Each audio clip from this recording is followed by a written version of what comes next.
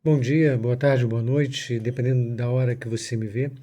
Eu sou Ayrton Vieira, católico, como já deve ter ficado claro pelo cenário escolhido, e gostaria, indo direto ao ponto, né, de compartilhar, dividir uma pequena reflexão com base numa praxis cada vez mais corrente com o processo de neopaganismo ou neopaganização, por assim dizer, que o Ocidente vem enfrentando já de décadas e sob uma visão mais escatológica, a, a visão do fim dos tempos, né?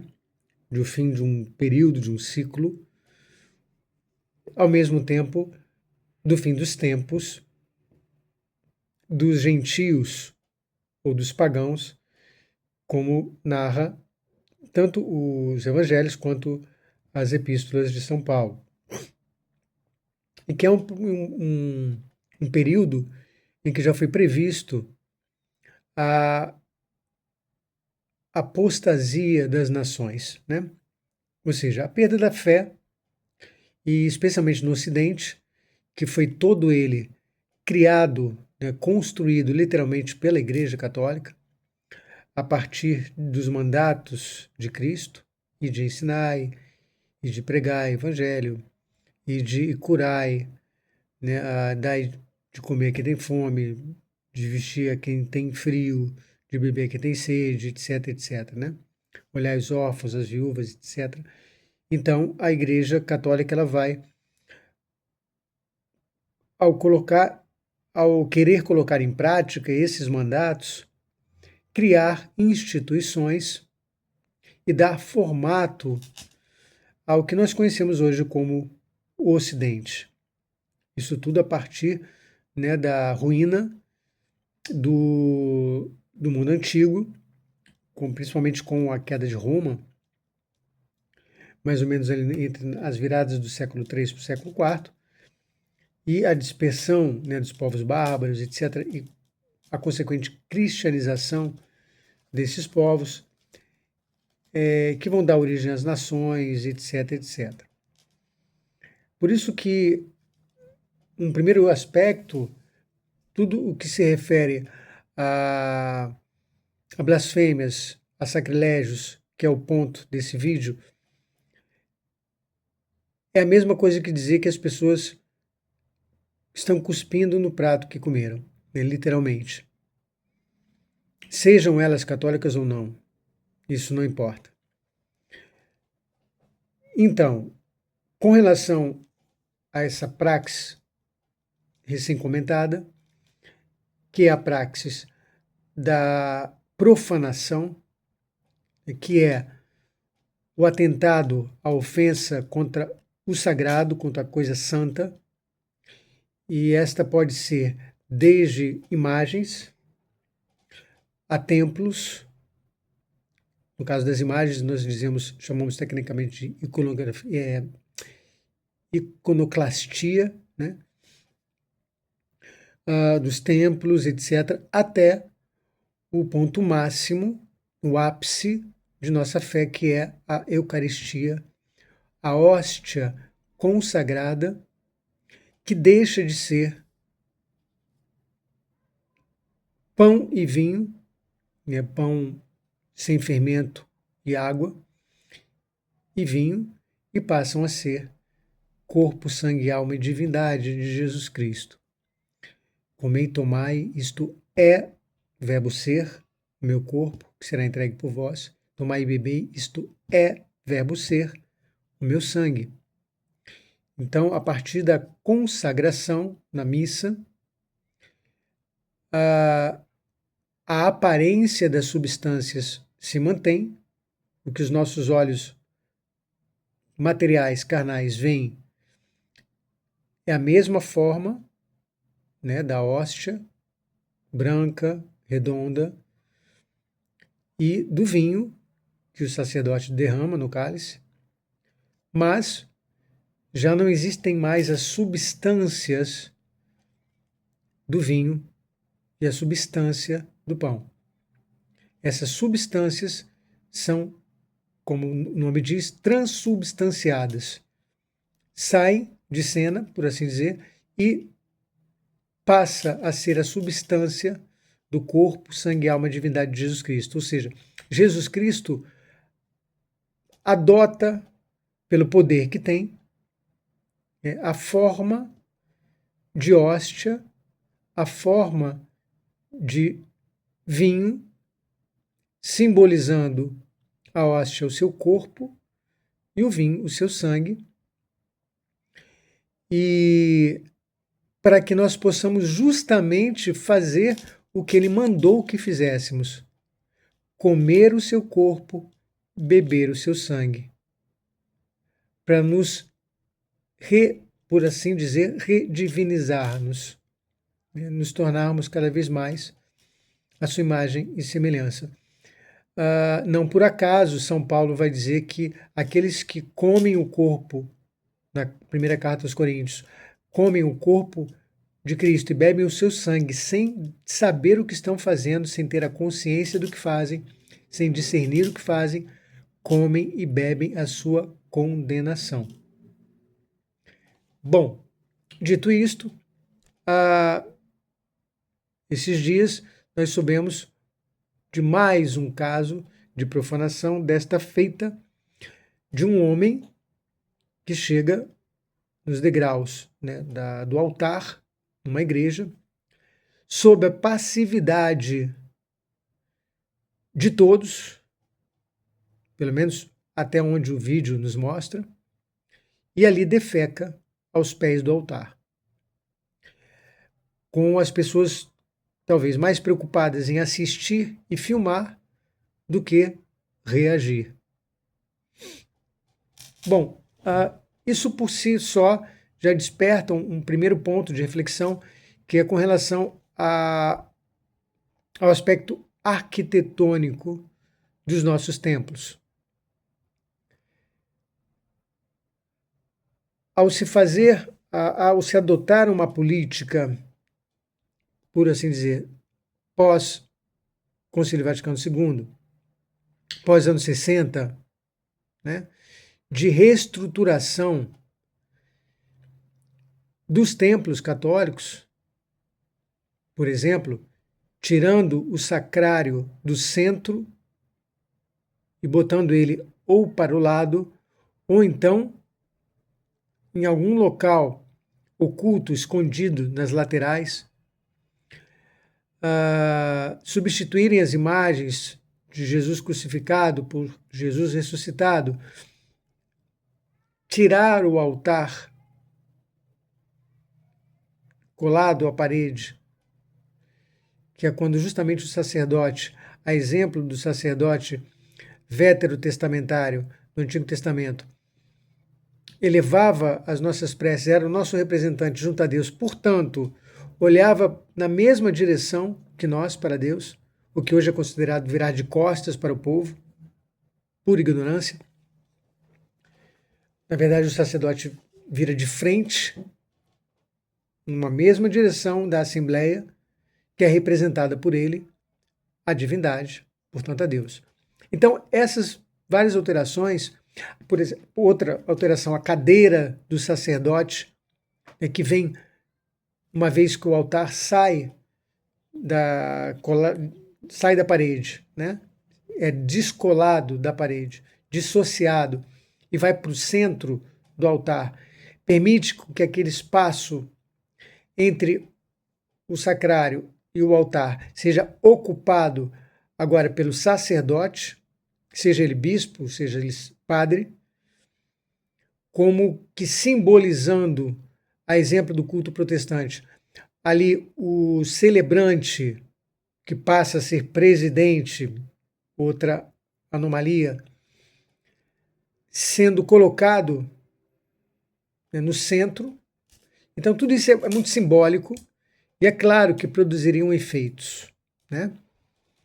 Então, uma dessas alterações consistiu justamente em tirar os alambrados, né, tirar as grades frontais que isolavam, que separavam o altar, o púlpito, do restante da nave, simbolizando com isso, naturalmente, que o altar é destinado apenas ao sacerdote e àqueles, né, que o auxiliam na celebração da Santa Missa. As coroinhas, a partir de um determinado momento, os ministros extraordinários, nunca devemos esquecer, da Sagrada Comunhão, não da Eucaristia, que é uma deturpação do termo e da função, uma vez que o ministro da Eucaristia é única e exclusivamente o sacerdote. Então, ao retirar-se essas grades, né, frontais e laterais que cercavam o altar, naturalmente esse altar passa a estar mais vulnerável, mais sujeito a intromissões, a intervenções, a ataques, a profanações. E é o que a gente vê, né, pululando por aí, né, pipocando, como dizem, com cada vez mais frequência. Eu estava tampando Nossa Senhora. Pronto, agora estou no meu devido lugar. Então, que é o que aconteceu, né, com por fim, com este homem, e que as pessoas, como disse, pelo menos até o momento em que o vídeo nos é mostrado, se limitaram a assistir e mesmo a gravar aquela cena grotesca, para depois receberem likes, compartilhamentos, tal, e para apenas as pessoas se indignarem das suas poltronas. Bom, ocorre que hoje, exatamente hoje, 9 de agosto de 2026, na paróquia em que eu assisti à missa, a paróquia chamada Nossa Senhora do Encontro com Deus, na cidade estrutural, no Distrito Federal, houve uma outra tentativa de profanação, desta vez, ainda que não em 100%, mas com a devida reação, fazendo com que a profanação não chegasse a um nível de maior intensidade. E vou explicar o porquê. No meio da missa, entra, então, uma figura, né, masculina, travestida de feminino, portanto, um homem com roupas de mulher, e uma postura visivelmente estranha ao ambiente, adentra o templo. Não sei agora se durante a homilia, ofertório, na metade da missa, e é seguido por uma das pessoas, um dos homens responsáveis aí pelo acolhimento, etc., que vai, o acompanha e fica próximo. A atitude correta, então essa pessoa, mas claro, naturalmente sem intervenção,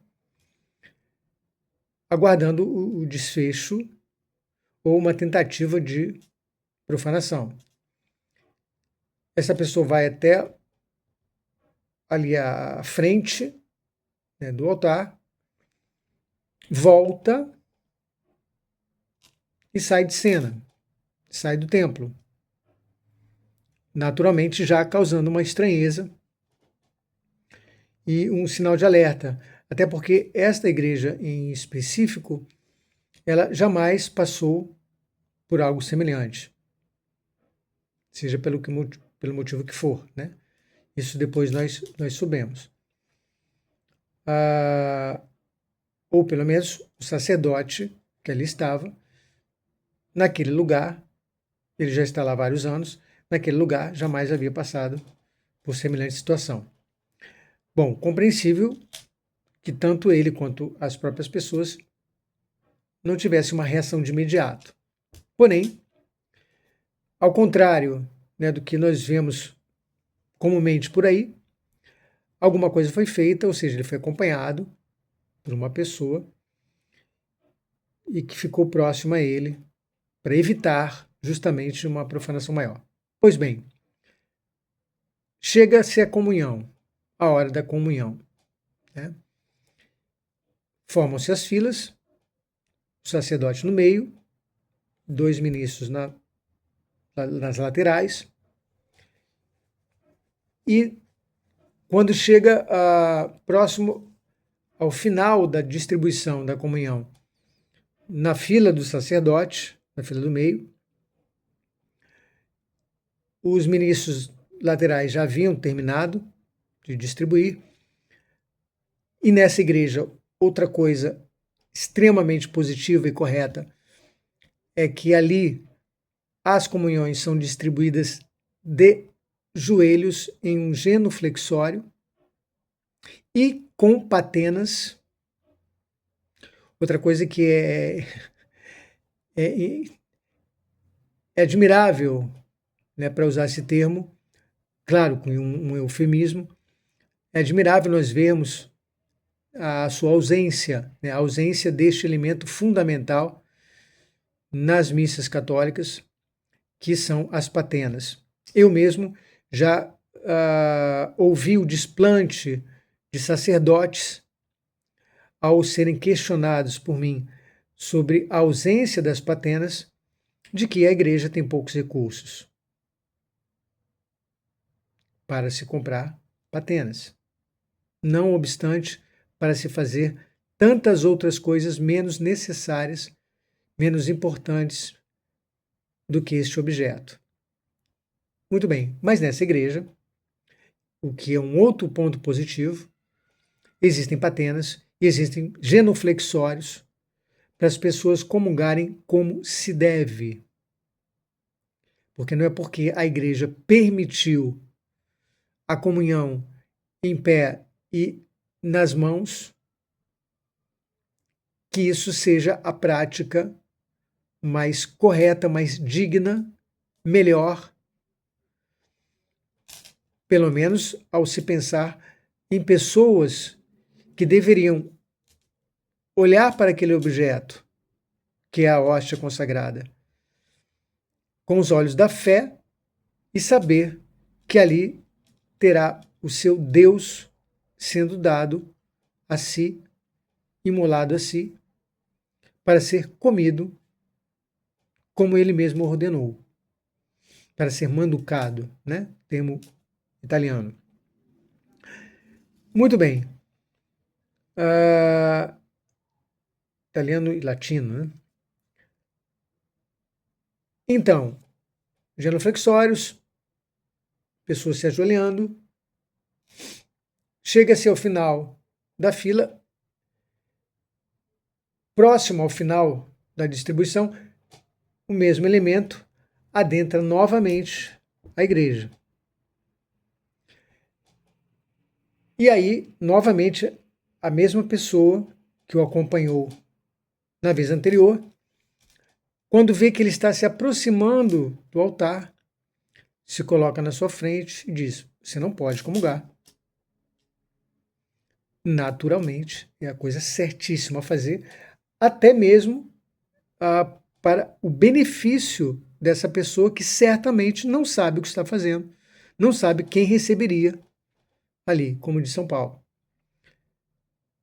Não adiantou, ele se desvencilhou e se aproximou, então, do sacerdote, que nesse momento estava dando a comunhão às últimas pessoas, né?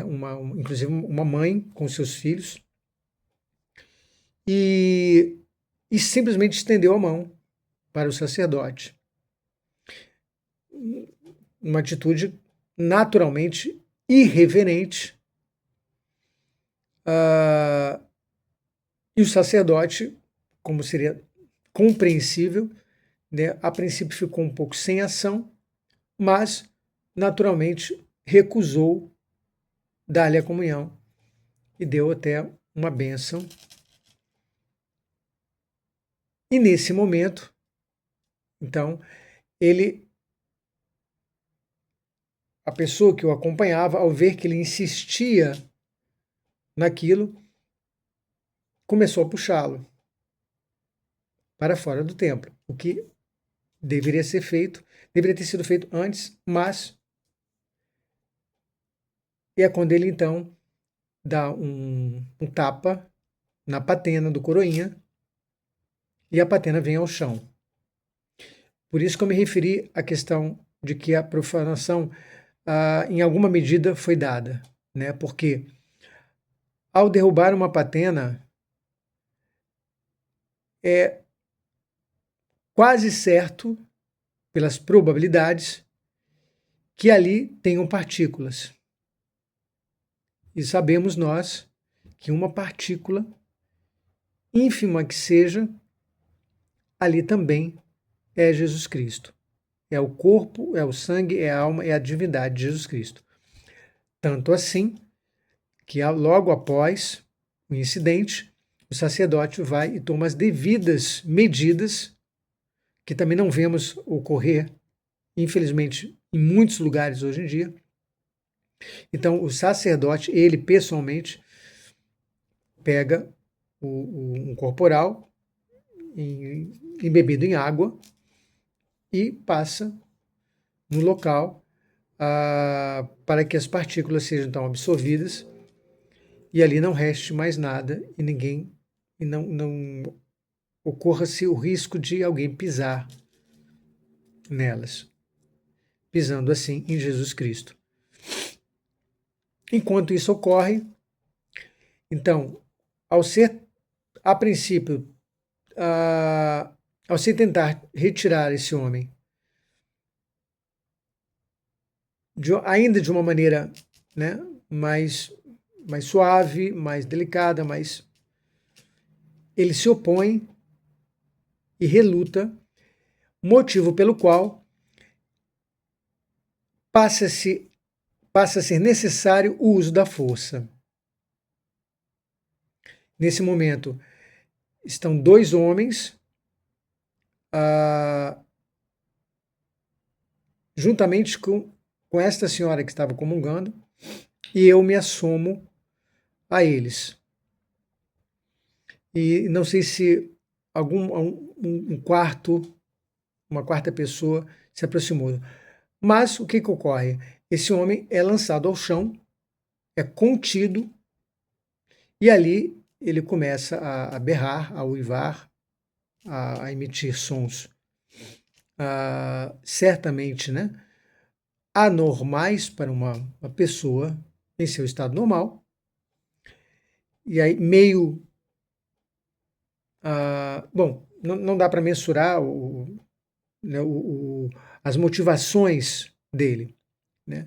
Se era uso de drogas, se era algum nível, entre aspas, né, de possessão, no caso de uma infestação, ou de uma obsessão, ou de uma opressão, não sei, não tenho competência para isso. Só sei que precisamos, então, contê-lo, e após alguns minutos, ele conseguiu, nós permitimos que ele se levantasse para ser retirado do templo. O que ele fez, não sem antes ainda arriscar um chute em um dos genuflexórios, para depois efetivamente sair do templo. Sem machucados, sem contusões, sem arranhões, sem ossos quebrados. Bom, e por que que esse episódio ele não foi postado nas redes? Porque ele simplesmente não foi gravado. Mais um ponto positivo para as pessoas do lugar.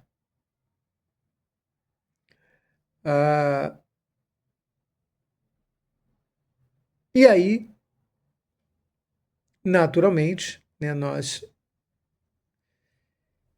a cena em si, né, nos desperta para muitas coisas.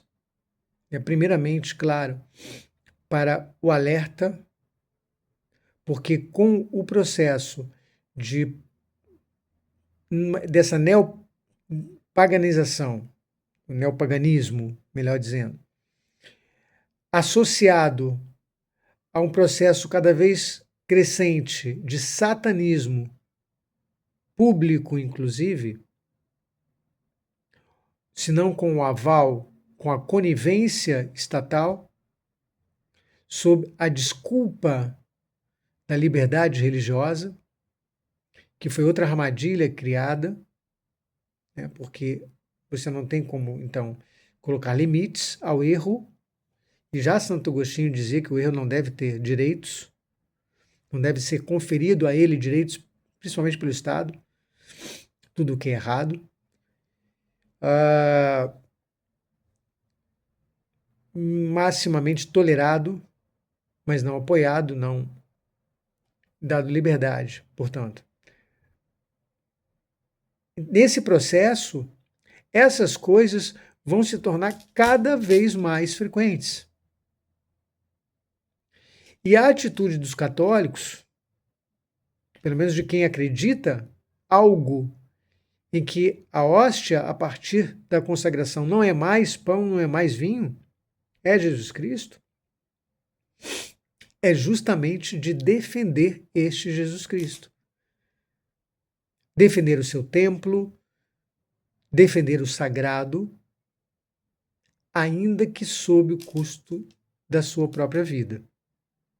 Todo aquele que quiser ganhar a sua vida vai perder. Aquele que perder por minha causa, diz Jesus Cristo, Deus feito homem, segunda pessoa da Santíssima Trindade, essa pessoa não terá a sua recompensa. Não precisará se preocupar com a sua eternidade. Se perder a sua vida por amor a Cristo, por defendê-lo, a Ele e as coisas, né, que Ele criou, que Ele fez, portanto, as coisas sagradas.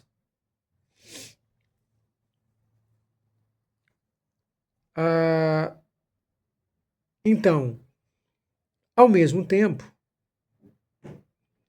esse estado de alerta deve levar-nos a tomar medidas já de cautela mais drásticas. E, em determinados casos, inclusive o uso da força, como foi feito hoje, exemplarmente. Isso não é porque eu estava presente, né? Porque o que, vamos colocar assim, foi o que menos fiz força, até pelas minhas condições físicas.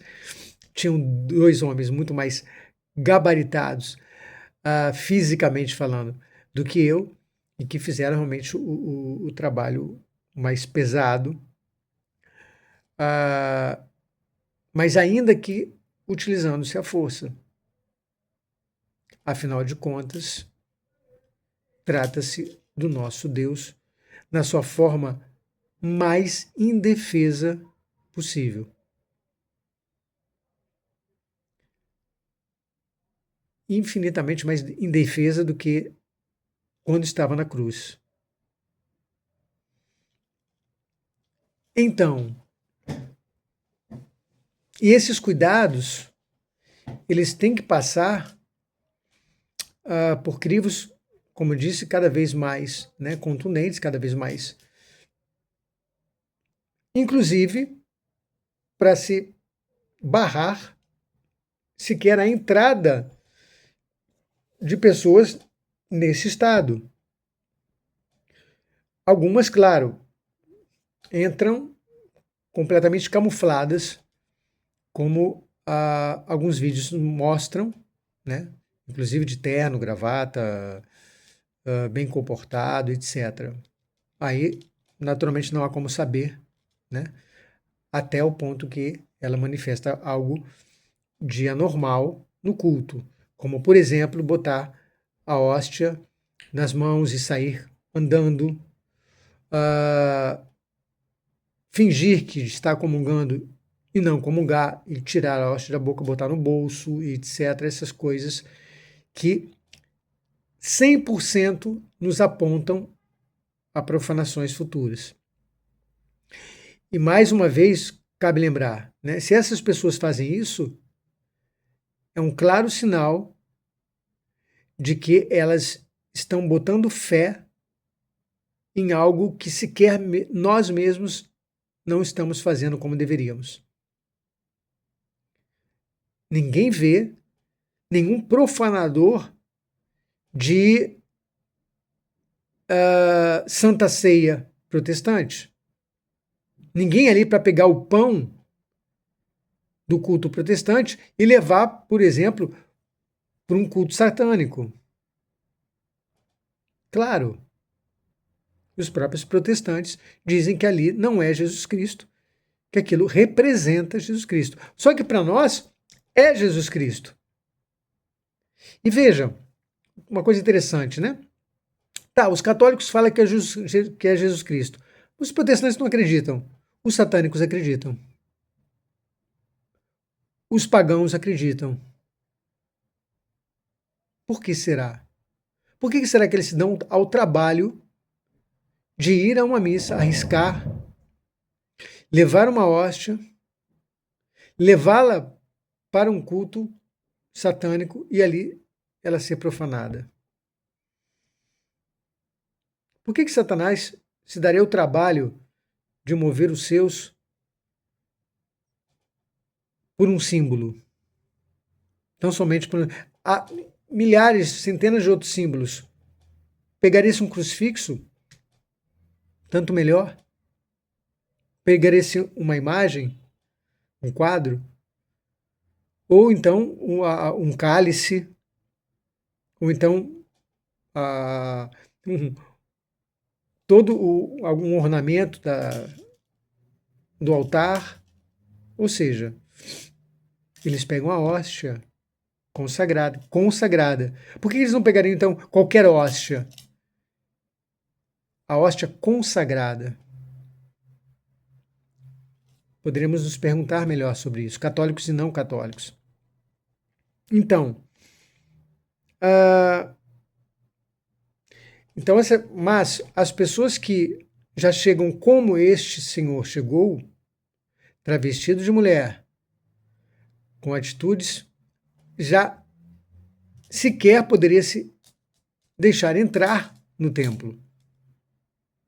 Porque algo de fora do script certamente ocorrerá.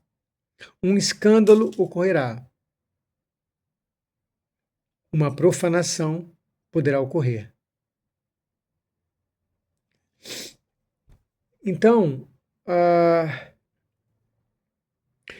gostaria de parabenizar, né, por um lado, tanto o sacerdote, primeiro, né, pela reverência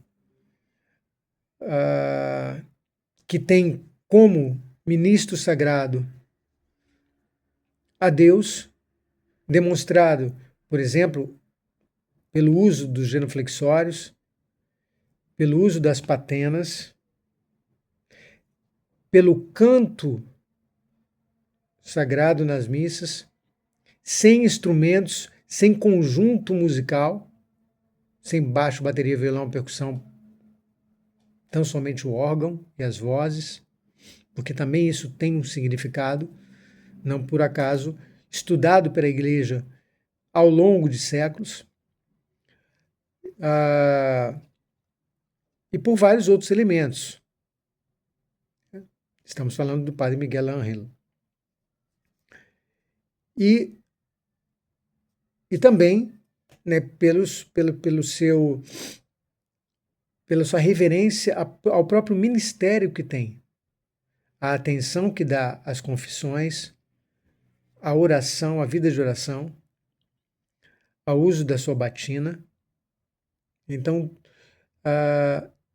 há sim que fazer uma menção nesse sentido, e reconhecendo as coisas que são positivas, que são boas, que são corretas, e que nos honram, né? Honram a nossa fé católica. Agradecer, né, e elogiar principalmente aos senhores, né, que fizeram a contenção maior, que impediram uma maior profanação, por exemplo, de ter pego a hóstia, ter jogado ao chão, pisado, feito qualquer outra coisa, até agredido o sacerdote, etc.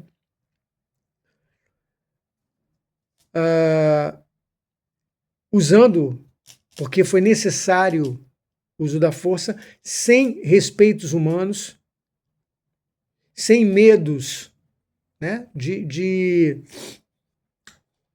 como é que eu vou dizer, dos ideólogos de plantão. Parabenizar, né, as pessoas que estavam à missa, que não se preocuparam em fazer daquilo mais um espetáculo, né, filmando, postando nas redes, etc., apenas para o entretenimento das pessoas, porque na sua totalidade, ou quase totalidade, estavam ali para fazer o que deve ser feito, ou seja, ir ao culto sagrado, cultuar a Deus, adorá-lo, recebê-lo, muito embora a gente saiba que nem todos fazem. Mas, apesar, né, desses elogios, até de outras pessoas que se somaram, que estavam ali, ficaram realmente atentas para que Jesus não fosse profanado e o templo sagrado, mas apesar disso, ainda valem e cabem as reflexões, né? Como, por exemplo, o acesso a essas pessoas visivelmente, né,